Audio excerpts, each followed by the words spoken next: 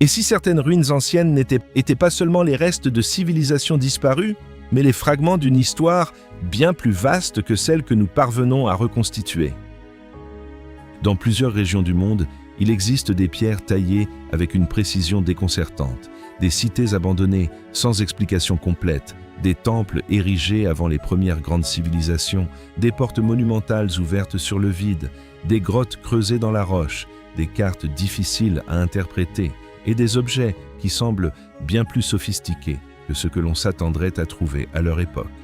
Aucun de ces vestiges, pris isolément, ne prouve l'existence d'une civilisation perdue à l'échelle mondiale. Ce serait une affirmation bien trop grande. Mais lorsque nous observons ces lieux côte à côte, une question difficile à ignorer surgit.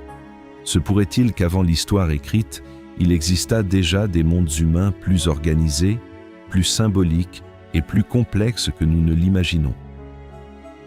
L'archéologie moderne explique bien des choses, mais pas tout. Et les mystères les plus intéressants ne se trouvent pas nécessairement dans les théories impossibles. Ils se trouvent dans les lacunes, dans les détails qui résistent, dans les questions qui restent ouvertes après que l'explication courante semble avoir trouvé sa fin. Cette vidéo est une enquête à travers 27 mystères archéologiques qui continuent d'éveiller le doute. Certains sont monumentaux, d'autres sont discrets. Certains se trouvent dans des déserts, d'autres sur des îles, dans des montagnes, des forêts, des grottes et des cités oubliées. Mais tous semblent pointer vers la même sensation. Le passé n'est peut-être pas une ligne simple, avançant lentement de l'ignorance vers la civilisation. Il ressemble peut-être davantage à une ruine recouverte de sable. Plus on creuse, plus apparaissent des couches qui ne devraient pas s'y trouver. Et le premier mystère commence justement par une question dérangeante. Pourquoi certaines des structures les plus anciennes que l'on connaisse semblent-elles être apparues avec, d'emblée, une ambition monumentale? Pendant longtemps, l'idée dominante était simple. D'abord vinrent de petits groupes de chasseurs et de cueilleurs, puis l'agriculture. Ensuite, les villages, plus tard les villes, les temples, l'écriture, les rois et les empires. Cette séquence a encore du sens à bien des égards, mais certaines découvertes archéologiques ont rendu cette chronologie moins confortable. Car en certains lieux, la monumentalité apparaît trop tôt, l'organisation collective apparaît trop tôt, le symbolisme apparaît trop tôt, et, dans certains cas, la précision de la construction semble incompatible avec l'image simplifiée que nous avons encore de peuples très anciens. Le problème n'est pas de dire que l'histoire est fausse. Cette phrase est bien trop facile. Le véritable problème est plus subtil. Peut-être l'histoire est-elle incomplète. Des civilisations peuvent s'effondrer, des langues peuvent être oubliées, des cités peuvent être enfouies, des archives peuvent brûler, et, après des milliers d'années, ce qui subsiste n'est peut-être qu'une pierre, un mur, une chambre, une inscription, une porte. Mais il existe un détail qui rend tout cela encore plus intrigant. Plusieurs de ces ruines ne semblent pas être de simples tentatives primitives. Elles révèlent de la planification, de la répétition, une connaissance des matériaux, une orientation astronomique, un travail collectif et une capacité à transformer des paysages entiers. Imaginez une porte de pierre au milieu d'un plateau, trop lourde pour paraître décorative, trop précise pour paraître fortuite, trop ancienne pour être facilement expliquée. Imaginez maintenant que cette porte n'est pas seule. Il en existe d'autres, dans d'autres cultures, sur d'autres continents, à d'autres époques. C'est en ce point que l'enquête commence. Non pour prouver une théorie fermée, mais pour observer une succession de signes. 27 vestiges, 27 questions, 27 lieux où le passé semble murmurer qu'il y avait quelque chose avant la version simple de l'histoire que nous avons apprise. Le premier grand mystère est Göbekli Tepe, dans l'actuelle Turquie. Pendant des décennies, beaucoup croyaient que des temples complexes ne pouvaient apparaître qu'après l'agriculture organisée et les grands villages permanents. Mais Göbekli Tepe a changé cette conversation. Là, des piliers en forme de T, certains ornés de reliefs d'animaux, ont été érigés il y a plus de 11 000 ans. Cela signifie que le lieu appartient à une période bien antérieure aux pyramides d'Égypte, bien antérieure à Stonehenge, bien antérieure aux grandes civilisations de l'écrit. L'explication la plus admise est que Göbekli Tepe fut un centre rituel construit par des communautés de chasseurs-cueilleurs ou par des groupes en transition vers des formes de vie plus sédentaires. Cette hypothèse est solide, mais elle laisse une question puissante. Qu'est-ce qui a poussé des hommes si anciens à organiser travail, symbolisme et architecture à une échelle aussi impressionnante? Le point le plus intrigant n'est pas seulement l'âge, c'est la sophistication. Les piliers ne ressemblent pas à des pierres jetées au hasard. Ils forment des enceintes. Ils ont une orientation, une iconographie et une présence presque cérémonielle. Comme s'il existait là un langage religieux ou symbolique que nous ne parvenons pas encore à lire complètement. Et Göbekli Tepe n'est pas seul. Le deuxième mystère est Karahan Tepe, également dans le sud-est de la Turquie. Pendant longtemps, Göbekli Tepe a semblé être un cas isolé. Mais de nouvelles fouilles dans la région ont montré qu'il fait partie d'un contexte plus large, lié à d'autres sites néolithiques pourvus de piliers, de chambres, de figures humaines, d'animaux sculptés et de structures communautaires. Cela change l'échelle du problème. S'il ne s'agissait que d'un temple, ce serait peut-être une exception. Mais lorsqu'apparaissent plusieurs lieux reliés par un même paysage culturel, la question change. Nous ne sommes plus face à une œuvre isolée, mais possiblement face à un réseau de communautés dotées de rituels, d'un savoir technique et d'une mémoire partagée. Et c'est ici que le mystère devient plus dérangeant. Si ces lieux étaient déjà si complexes, qu'existait-il avant eux? Quelle tradition symbolique a permis à une chose pareille d'émerger? Le troisième mystère nous conduit en Égypte, le grand sphinx de Gizeh. L'explication traditionnelle associe le sphinx à la période du pharaon Khéphren, durant l'Ancien Empire. Cela reste la lecture dominante en égyptologie. Mais certains chercheurs ont défendu une hypothèse alternative, fondée sur des interprétations de l'érosion observée sur le corps et dans l'enceinte du sphinx, suggérant que certaines marques pourraient indiquer une exposition à des pluies intenses à des époques très reculées. Cette hypothèse est controversée et ne représente pas le consensus. De nombreux spécialistes la rejettent et proposent des explications différentes pour l'érosion. Pourtant, le sphinx demeure fascinant pour une autre raison. Il montre combien il est difficile d'interpréter des monuments qui ont été restaurés, réutilisés et réinterprétés au fil de milliers d'années. Le mystère le plus sérieux n'est pas d'affirmer que le sphinx est bien plus ancien qu'on ne le pense. Le mystère est de comprendre jusqu'à quel point nous parvenons à reconstituer, avec certitude, l'histoire complète d'un monument qui a traversé tant d'âges. Le sphinx est visible, célèbre, étudié, et pourtant, il reste entouré de questions sur sa construction, son symbolisme, sa restauration et sa fonction d'origine. Le quatrième mystère est l'Osiraion, à Abydos. À côté du temple de Séti Ier se trouve une structure souterraine d'apparence austère, faite d'énormes blocs de pierre et baignée d'une atmosphère très différente de celle du temple décoré qui la surplombe. L'Osiraion est généralement associé au culte d'Osiris et au cadre religieux d'Abydos, l'une des régions les plus sacrées de l'Égypte antique. Ce qui retient l'attention n'est pas seulement sa fonction rituelle, mais son apparence. Le lieu paraît délibérément archaïque, lourd, silencieux. Comme s'il avait été construit pour évoquer une antiquité profonde.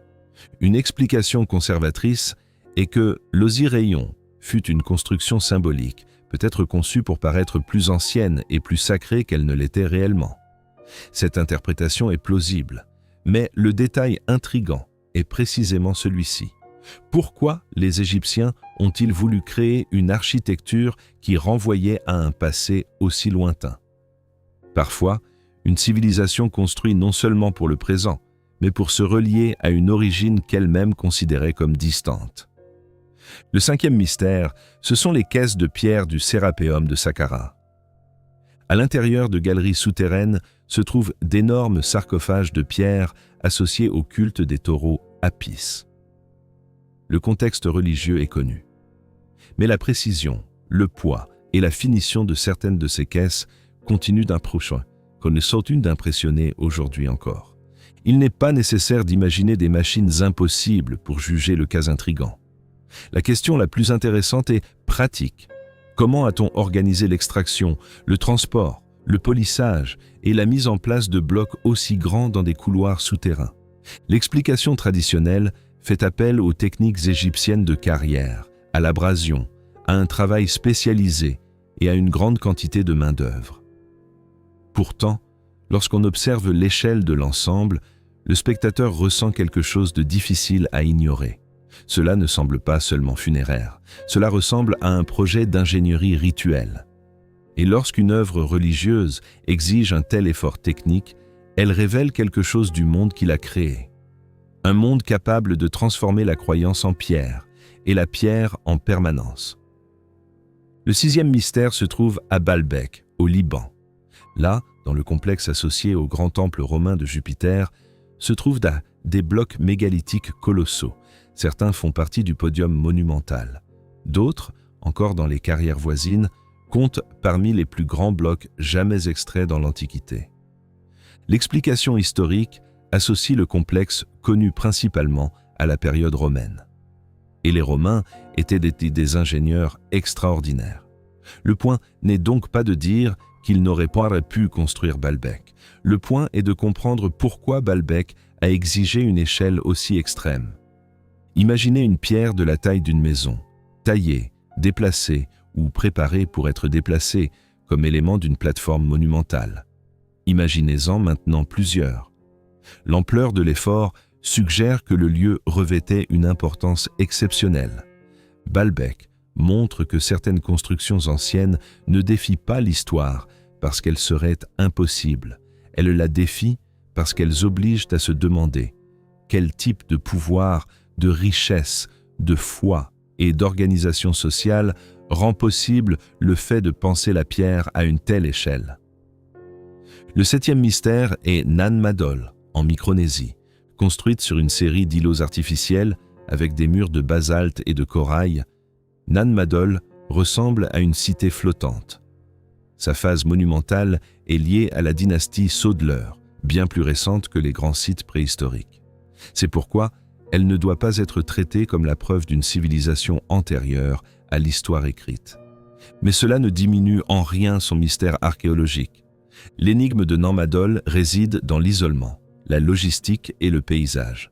Nous parlons d'un centre cérémoniel monumental dans un environnement océanique, où le transport, l'alimentation, l'organisation sociale et le contrôle des ressources exigeaient une coordination énorme. Une explication conservatrice met en avant le travail humain organisé, le savoir local et des techniques adaptées au milieu. Mais la question demeure puissante. Pourquoi construire une capitale cérémonielle aussi complexe sur des récifs et des canaux? Nan Madol montre que la complexité ne naît pas seulement sur les grands continents ou dans les empires les plus connus. Parfois, elle surgit sur des îles lointaines, sous des formes que l'histoire traditionnelle a mis du temps à reconnaître. Le huitième mystère est Pumapunku, en Bolivie. Sur l'altiplano andin, près de Tiwanaku, des blocs d'andésite et de grès présentent des coupes, des emboîtements et des formes géométriques qui retiennent l'attention depuis des décennies. Le site est associé à la culture Tiwanaku, une puissante civilisation des Andes. Mais la précision visuelle de certaines pièces a fait de Pumapunku l'un des lieux les plus discutés du monde antique. L'explication courante fait appel à des techniques de coupe à l'aide d'outils de pierre, d'abrasifs, de percussion, de polissage et d'une immense habileté artisanale. Cette approche est plus sérieuse que bien des théories populaires. Mais le point intrigant est que la finition de certaines pièces paraît presque modulaire, comme s'il s'agissait de composants d'un système architectural. Il est facile d'exagérer Pumapunku, mais il est impossible de regarder certains blocs sans percevoir une intention technique raffinée. Ils n'ont pas été simplement cassés, ils ont été conçus. Et ce détail nous conduit au 9e mystère, la porte du soleil de Tiwanaku. Une unique pièce monumentale, couverte de reliefs et de symboles, avec une figure centrale, souvent interprétée comme une divinité ou un personnage rituel. La porte du soleil ressemble à une entrée, mais elle est aujourd'hui isolée, comme si elle avait perdu l'édifice auquel elle appartenait. C'est peut-être l'une des images les plus fortes pour représenter toute cette vidéo. Une porte ancienne de pierre, ouverte sur un vide, avec une personne minuscule à côté. Car elle résume la sensation de tout ce thème. Il y a un passage. Il y a un symbole. Il y a un monde derrière. Mais la clé s'est perdue. L'explication archéologique situe la pièce dans le contexte Tiwanaku. Mais des questions subsistent quant à sa position d'origine, à sa fonction symbolique et à son rapport avec des calendriers, des cycles ou une cosmologie. Le point le plus intrigant est que la porte ne semble pas seulement décorer un lieu. Elle semble organiser une vision du monde.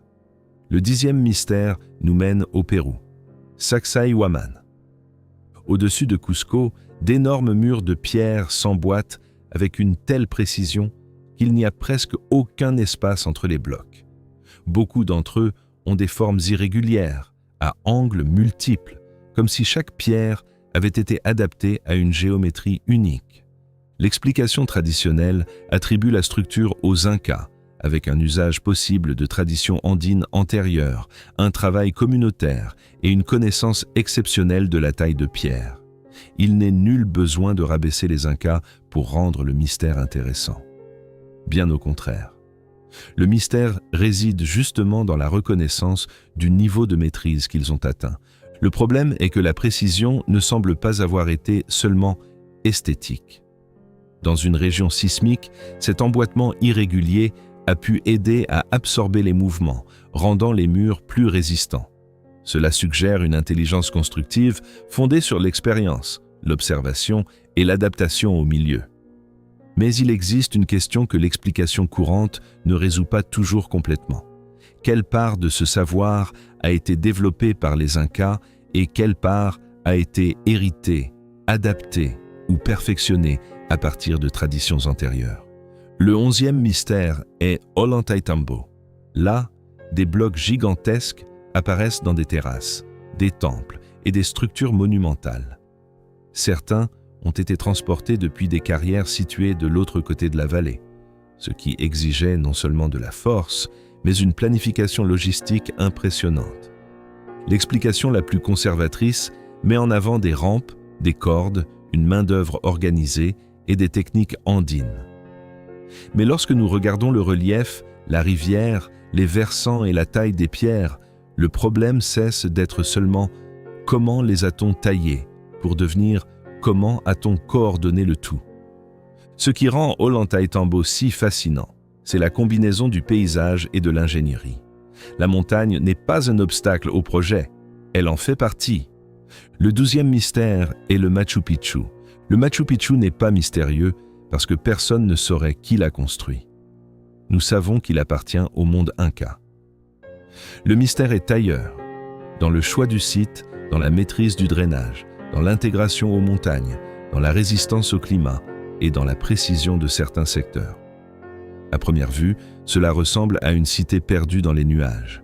Mais plus on l'observe, plus elle ressemble à une réponse technique à un environnement extrême.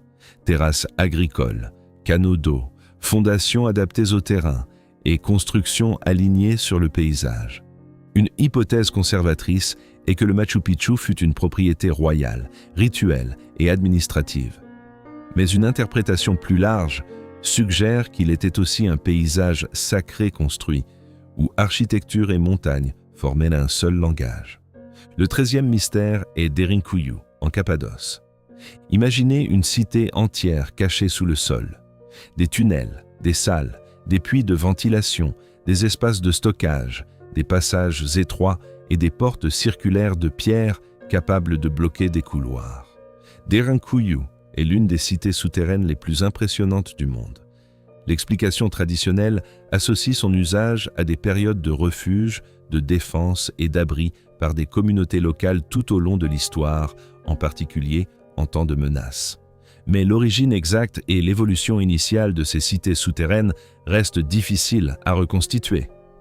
Le mystère, ici, n'est pas seulement le creusement, c'est l'échelle. Pourquoi tant de personnes auraient-elles eu besoin de descendre dans les entrailles de la Terre? La peur des invasions? Une stratégie militaire? Une protection climatique? La réutilisation d'espaces plus anciens? Le problème est que les cités souterraines ne naissent pas à l'improviste.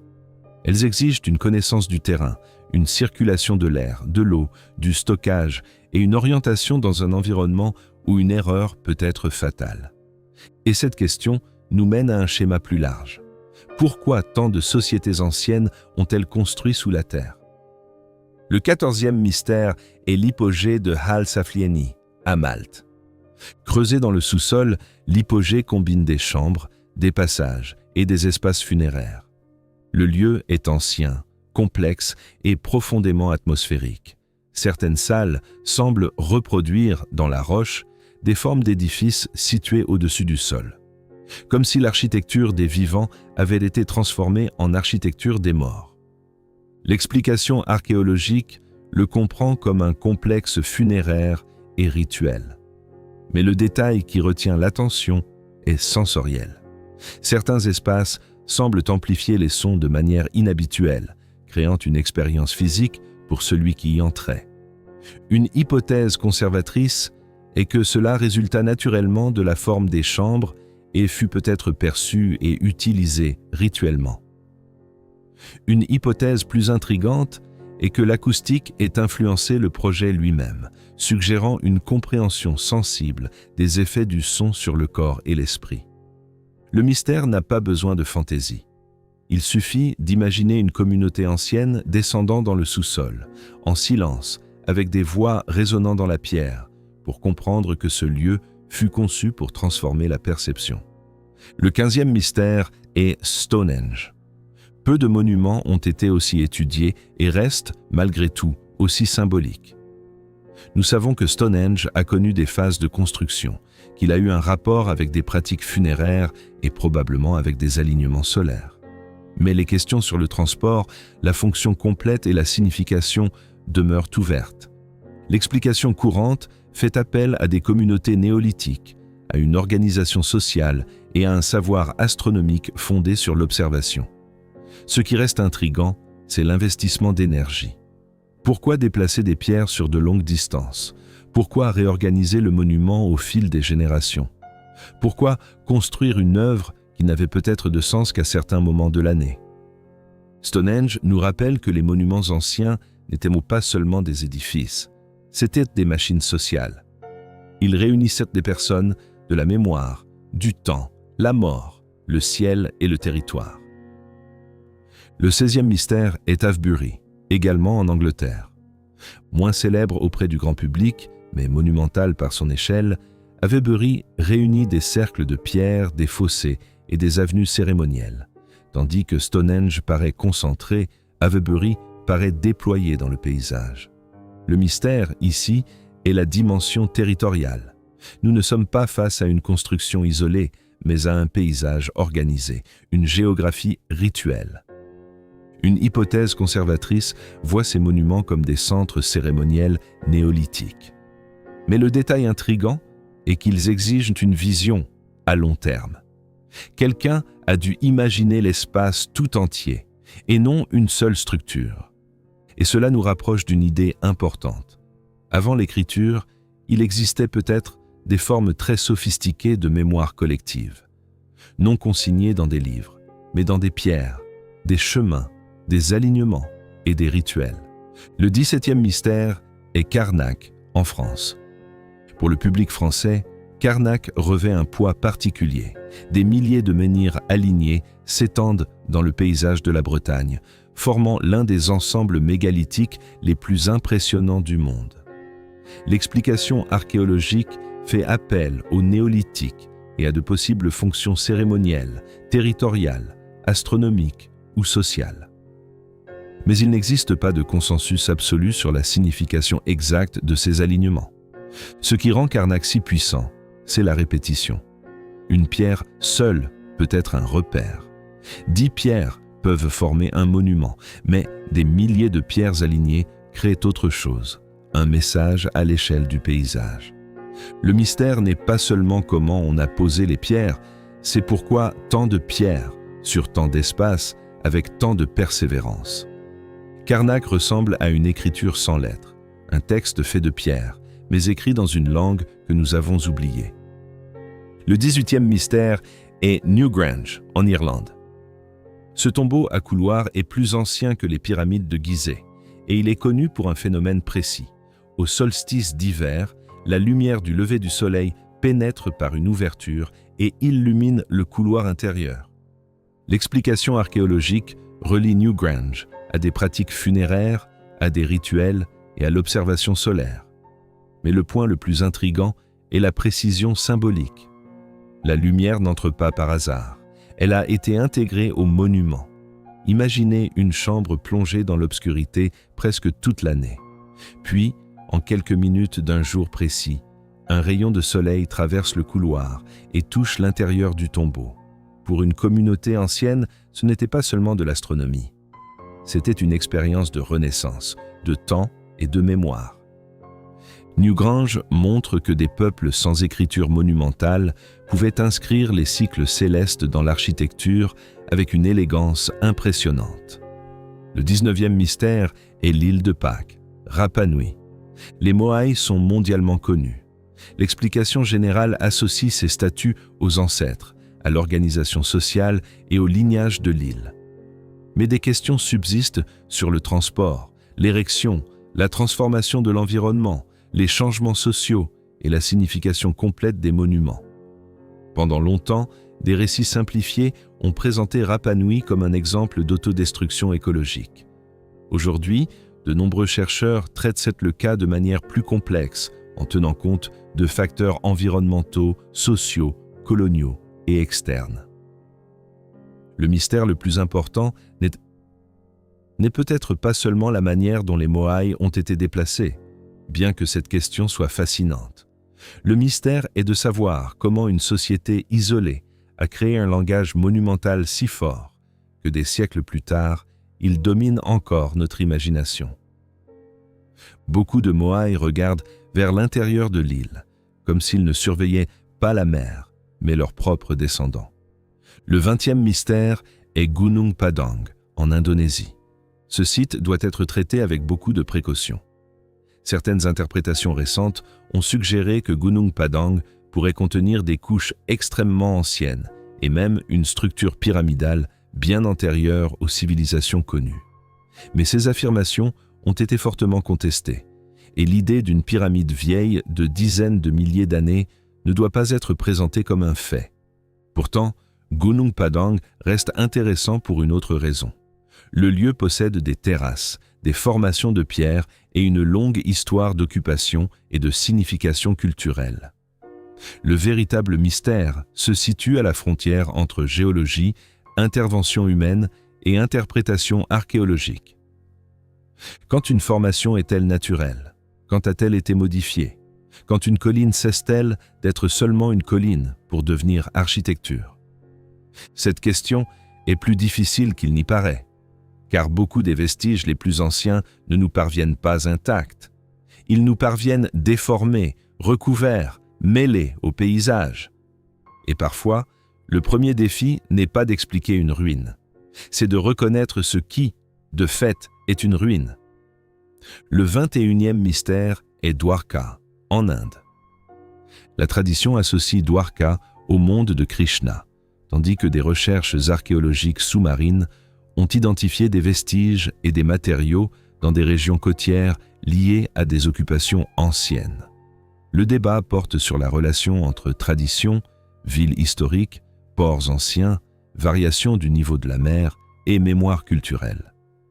Une hypothèse conservatrice est qu'il a existé des établissements et des activités maritimes anciens dans la région, certains affectés par des processus côtiers, l'érosion et la submersion. Une hypothèse plus intrigante est que certains souvenirs préservés dans les récits anciens puissent contenir des échos de paysages réels perdus sous la mer. Cela ne signifie pas lire le mythe comme un reportage littéral, mais cela ne signifie pas non plus ignorer que les traditions orales peuvent préserver des souvenirs déformés d'événements anciens. Le point le plus intéressant à Dwarka, c'est cette frontière entre mémoire, archéologie et mer. Car l'océan est l'une des plus grandes archives perdues de la planète. Il a recouvert des côtes, des plaines, des ports, des villages, et peut-être bien des chapitres de la préhistoire humaine. Le 22e mystère est Yonaguni, au Japon. Sous les eaux proches de l'île de Yonaguni, des formations rocheuses pourvues de marches, d'angles et de surfaces planes ont suscité le débat. Certains soutiennent qu'il s'agit de formations naturelles façonnées par des processus géologiques. D'autres suggèrent qu'elles ont pu être modifiées par des mains humaines. Il n'existe pas de consensus selon lequel Yonaguni serait une construction artificielle. En réalité, l'explication géologique est forte et doit être prise au sérieux. Mais le lieu reste intrigant parce qu'il touche à une question fondamentale. S'il a existé des structures côtières avant l'élévation du niveau de la mer, combien pourraient être aujourd'hui submergées? Yonaguni ne prouve peut-être pas une civilisation perdue, mais il oblige le spectateur à regarder la carte autrement. Les côtes actuelles ne sont pas les côtes anciennes. Le monde où vécurent nos ancêtres était en partie un autre monde. Le 23e mystère est Atlithiam, en Israël.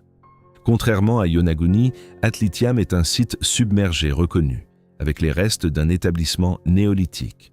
On y a trouvé des vestiges de maisons, de puits, de sépultures et de structures de pierre. Le lieu aide à montrer comment des communautés anciennes vivaient dans des zones côtières qui furent ensuite englouties par la mer. Atlithiam est moins populaire que bien des mystères célèbres, mais il est peut-être plus important pour cette enquête, car il prouve quelque chose d'essentiel. La mer a réellement englouti des paysages humains anciens.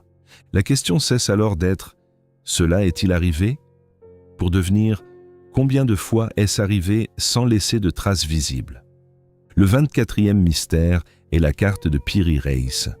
Créée au XVIe siècle, cette carte ottomane est devenue célèbre pour avoir représenté des parties de l'Atlantique et de l'Amérique du Sud, et pour avoir engendré des interprétations controversées au sujet de prétendues terres australes.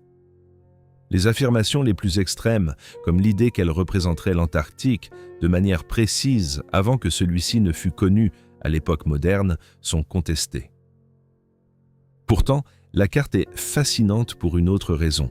Elle montre comment le savoir pouvait circuler, être copié, perdu, réinterprété et survivre par fragments. L'hypothèse conservatrice est que Piri Reis a réuni des cartes et des traditions cartographiques disponibles à son époque. L'hypothèse plus intrigante n'a pas besoin d'affirmer qu'il possédait une carte impossible de l'Antarctique. Il suffit de demander combien de sources anciennes ont disparu, ne laissant que des échos dans des documents postérieurs. Parfois, une carte ne révèle pas seulement un territoire, elle révèle l'existence d'autres cartes que nous n'avons plus. Le 25e mystère est le mécanisme d'Anticythère. Découvert dans une épave grecque, cet objet est considéré comme l'un des instruments technologiques les plus extraordinaires de l'Antiquité. Doté d'engrenages complexes, il était capable de calculer et de représenter des cycles astronomiques. Le mécanisme ne prouve pas l'existence d'une technologie moderne perdue. Mais il prouve quelque chose de peut-être plus important. La capacité technique ancienne était bien plus sophistiquée qu'on ne l'imaginait. L'explication historique le situe dans le monde hellénistique, lié à l'astronomie, aux mathématiques et à l'ingénierie grecque. Mais le point intrigant est le degré de complexité. Pendant longtemps, on ne s'attendait pas à trouver un système d'engrenage aussi raffiné à cette époque. Le mécanisme d'Anticythère fonctionne comme un avertissement contre l'arrogance moderne. Lorsque nous pensons que le passé était simple, c'est parfois seulement parce que nous avons perdu ces instruments. Et si nous avons perdu un objet pareil au fond de la mer, combien d'autres ont disparu sans laisser de signes? Le 26e mystère, ce sont les lignes de Nazca, au Pérou. Vues du sol, beaucoup de lignes ne semblent que des chemins ou des marques dans le désert. Vues d'en haut, elles révèlent des figures gigantesques, des animaux des formes géométriques, des lignes droites qui traversent le paysage. L'explication archéologique associe Nazca à des pratiques rituelles, à l'eau, au pèlerinage, à l'astronomie ou à l'organisation territoriale. Mais la signification complète est encore débattue.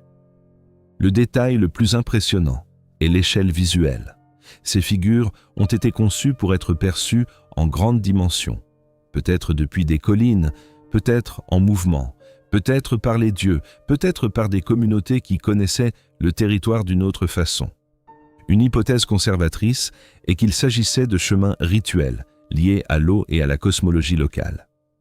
Une hypothèse plus intrigante est qu'il fonctionnait comme une sorte de carte sacrée, une écriture territoriale qui reliait le ciel, la terre et la survie. Nazca nous oblige à nous souvenir que tout message ancien n'a pas été fait pour tenir sur un mur. Certains ont été écrits dans le désert lui-même. Le 27e mystère est la pierre d'Inga, au Brésil. Au bord d'une rivière, un grand rocher couvert d'inscriptions et de symboles suscite des débats depuis longtemps. Il existe des interprétations archéologiques qui associent ces signes à des traditions indigènes et à des systèmes symboliques locaux. Mais la signification exacte de bien des motifs reste sans consensus. Ce qui rend la pierre d'Inga si intéressante, c'est son apparence de message, des lignes, des figures, des formes qui semblent organisées.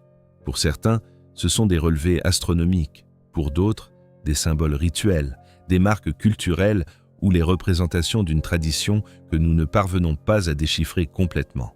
L'hypothèse conservatrice est que nous sommes face à un panneau rupestre lié à d'anciennes cultures indigènes. L'hypothèse plus intrigante est qu'il préserve une forme de savoir visuel dont la clé de lecture s'est perdue. Et c'est peut-être là le point central de tous les 27 mystères. Ce n'est pas toujours la pierre qui manque. Parfois, c'est la langue. Lorsque nous observons ces lieux séparément, chacun semble appartenir à une histoire locale. Göbekli Tepe appartient à l'Anatolie, Karnak appartient à la Bretagne, Nan Madol appartient au Pacifique, Puma Punku appartient aux Andes, Derinkuyu appartient à la Cappadoce, Newgrange appartient à l'Irlande, la pierre d'Inga appartient au Brésil. Mais il existe un détail presque toujours oublié. Tous révèlent des sociétés qui pensaient à des échelles plus grandes que la survie immédiate. Les peuples anciens ne faisaient pas seulement chasser, planter, guerroyer ou s'abriter. Ils orientaient donc des pierres par le soleil. Ils creusaient des cités souterraines. Ils déplaçaient des blocs colossaux. Ils créaient des paysages rituels. Ils consignaient des symboles. Ils construisaient pour les morts, les dieux, les ancêtres et les générations futures. Cela change la question. Peut-être le mystère n'est-il pas seulement « comment ont-ils fait ?» Peut-être est-il « pourquoi avaient-ils besoin de le faire ?» Car une structure monumentale n'est jamais seulement technique. Elle est une décision sociale. Quelqu'un convainc beaucoup de gens de travailler. Quelqu'un transmet un savoir. Quelqu'un maintient une tradition. Quelqu'un enseigne ou tailler, ou emboîter, ou aligner, ou enterrer, ou ouvrir une porte. Et lorsque ce savoir disparaît, ce qui subsiste paraît impossible. Non parce que c'était impossible pour eux, mais parce que cela est devenu invisible pour nous. C'est peut-être là l'explication la plus élégante et la plus inquiétante à la fois. Le monde avant nous n'a pas besoin d'avoir été une civilisation mondiale perdue, dotée de machines inconnues et de cartes impossibles. Il a pu être quelque chose de plus difficile à imaginer, une succession de mondes humains complexes, certains brillants, certains régionaux, certains fragiles, certains détruits par le climat, par la mer, par la guerre, par l'oubli. Des mondes qui n'ont pas laissé de livres, des mondes qui ont laissé des pierres, et les pierres, contrairement au texte, n'expliquent pas. Elles ne font que demeurer. Mais ce n'est pas le plus étrange. Le plus étrange, c'est que, dans bien des cas, plus la structure est ancienne, plus profond semble être son rapport au ciel, à la mort, à la mémoire et au paysage. Comme si les premiers grands monuments n'étaient pas nés du luxe, mais de la nécessité de répondre à des questions fondamentales. D'où venons-nous? Où vont les morts? Comment le temps revient-il? Comment une communauté reste-t-elle unie quand tout change? C'est pour cela que ces mystères continuent d'attirer des millions de personnes, non seulement parce qu'ils paraissent impossibles, mais parce qu'ils touchent un doute intime. Aurions-nous perdu quelque chose d'essentiel sur notre propre origine? L'explication traditionnelle offre des pièces importantes. Agriculture, rituels, chefferie, travail collectif, observation de la nature, ingénierie empirique. Tout cela est réel et nécessaire. Mais le point où cette explication semble incomplète se situe dans la continuité perdue. Entre une culture et une autre, entre un site et un autre, entre une pierre et une autre, il y a d'énormes vides. Et dans ces vides tiennent des questions qui n'ont pas encore été refermées. Peut-être n'existe-t-il pas un seul monde avant nous? Peut-être en existe-t-il beaucoup. Après avoir traversé ces 27 mystères, une conclusion devient claire. Le passé n'est pas simple. Il ne tient pas dans une ligne droite. Il ne commence pas par des peuples incapables pour s'achever avec nous comme aboutissement inévitable. L'histoire humaine est faite d'avancées, de pertes, de réinventions et d'oubli. Certaines techniques ont disparu. Certains lieux ont été abandonnés. Certaines traditions ont été enterrées. Certains souvenirs n'ont survécu que sous forme de mythes. D'autres sont restés prisonniers de la pierre, attendant que quelqu'un revienne les regarder. Ce que ces mystères archéologiques indiquent n'est pas nécessairement une civilisation unique et secrète avant toutes les autres.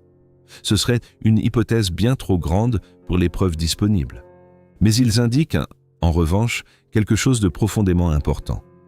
Avant l'histoire écrite, et même en dehors des grands centres les plus connus, le monde humain était déjà plus complexe, plus symbolique et plus organisé qu'on ne l'imagina pendant longtemps.